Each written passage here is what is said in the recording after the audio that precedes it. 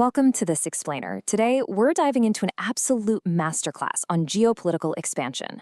We're going to map out the staggering 600-year rise, peak, and ultimate collapse of the Ottoman Empire. If you want a genuine historical look at how global superpowers are built through relentless geographic expansion and how they eventually unravel, well, you are in exactly the right place. Today's lecture on Ottoman geopolitics is going to cover the whole shebang, charting exactly how the map of the world was continuously rewritten over 6 centuries. Think of this agenda as our course syllabus for the ultimate game of global risk. We're going from nomads to conquerors, securing the Eastern Mediterranean, hitting the peak of expansion, enduring the long retreat, and finally, dissolution and a new republic. All right, part 1, nomads to conquerors. Let's look at the foundation of this empire. We kick things off right around the year 1300 with Osman I. He was a nomadic Turkmen chief, and actually the very name Ottoman comes from the Arabic version of his name, Uthman. At first, they're just a small, localized force in Asia Minor, but they definitely don't stay contained for long. Watch how rapidly this territory balloons outward from the moment he founds the dynasty. The pace of this expansion is literally dizzying. We're talking just over 150 years to sweep completely through the Balkans. Osman's son, Orhan, starts grabbing vital Byzantine towns like Bursa in the 1320s and 30s. Then, 1361 hits, and Murad I takes it a massive step further, pushing northward right into Thrace, effectively planting the Ottoman flag on European soil. It's a rapid, compounding snowball effect that leads us straight into the ultimate showdown in 1453. And 1453 is the absolute turning point, the fall of the Byzantine Empire and the rise of a brand new Ottoman capital. Destroying the Byzantine Empire and taking Constantinople wasn't just some military win. It was a global geopolitical shockwave. Under Mehmet II, who, definitely earned the title the Conqueror, capturing this city permanently bridged Europe and Asia. By making Constantinople, which we now know as Istanbul, their new capital, they basically locked down the single most crucial geographic choke point of the entire era. Moving right along to Section 2, securing the Eastern Mediterranean, expanding those borders. So with their new capital secured, how does an empire actually solidify its regional dominance? Well, between 1481 and 1520, they execute this brilliant strategic sequence. First, Bayezid II builds outposts along the Black Sea and snatches up key Venetian ports. This essentially guarantees total naval control of the Eastern Mediterranean. Then, his successor, Selim I, pivots that military might south and east. He systematically secures Syria, Arabia, and Egypt, annexing almost all Islamic lands, barring Iran and Mesopotamia. Now, here's where it gets really interesting.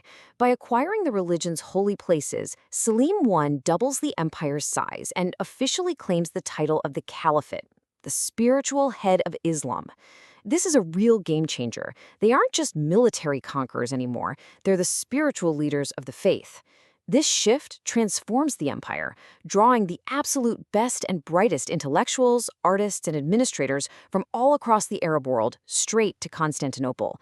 It is a total masterstroke of geopolitical and cultural consolidation. Which brings us to Section 3, the peak of expansion, reaching the high watermark. This unstoppable momentum catapults us into the 16th century under the legendary rule of Suleiman the Magnificent. And his reign wasn't just about flexing military muscle, it was the absolute cultural and political peak of the empire. Just picture the incredible Mosque of Suleiman in Istanbul, designed by the famed architect Sinan in the 1550s. Under Suleiman, they were building, not just conquering. Massive mosques, aqueducts, bridges, these were physical testaments to an empire operating at the absolute pinnacle of wealth and power. But make no mistake, the expansion continued relentlessly. Suleiman's geopolitical reach was staggering. He captured Belgrade in 1521, took Rhodes in 1522, broke the military power of Hungary, and pushed the borders to their absolute maximum limit. I mean, they were literally knocking on the doors of Central Europe, laying siege to Vienna in 1529, all while establishing major naval dominance across North Africa, from Algiers to Tripoli. Multi-front dominance for sure. But let's take a beat here. As students of history, we have to ask a tough question. What actually happens when the expansion stops? When your entire political and economic engine runs on gaining new territory, what does a state built entirely on relentless conquest do when it finally hits a wall it just cannot breach? That brings us to Section 4, the Long Retreat, the Empire on the Defensive. That unbreachable wall was decisively hit at the end of the 17th century. The failed final siege of Vienna in 1683 was the ultimate ticking point. Ottoman forces tried one last time to take the Austrian capital, but a severe lack of supplies forced a devastating withdrawal. It wasn't just a lost battle, it completely punctured their aura of invincibility. By 1699, they had to give up Hungary entirely, kicking off a massive geographic retraction. So, what's the formula for this decline?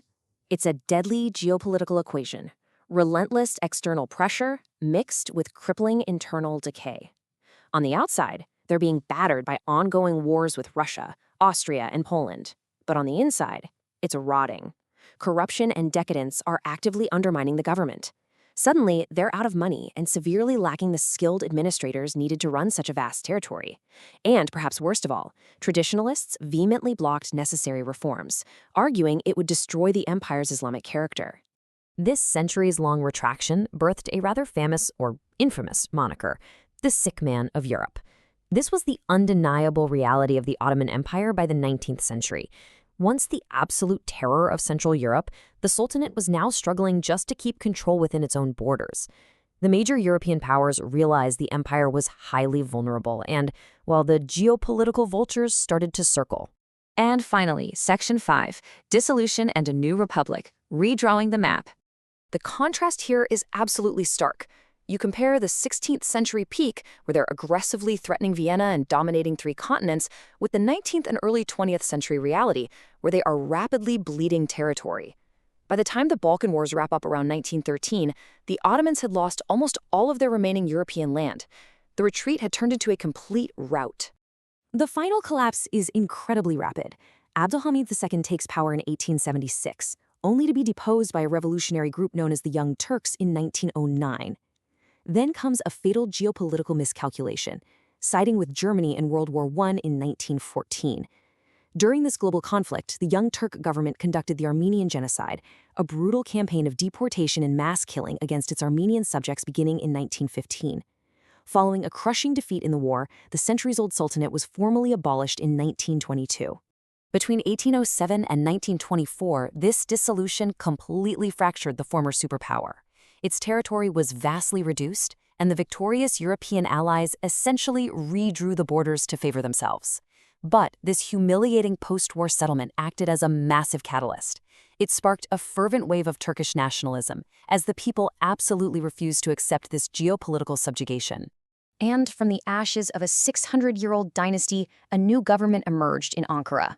In 1923, Mustafa Kemal, who we'd later know as Ataturk, successfully rallied the nationalist forces and proclaimed the Republic of Turkey, becoming its first president. The sultans were gone, the empire was officially dissolved, but the geographic heartland in Anatolia was secured under a completely new, modern national identity.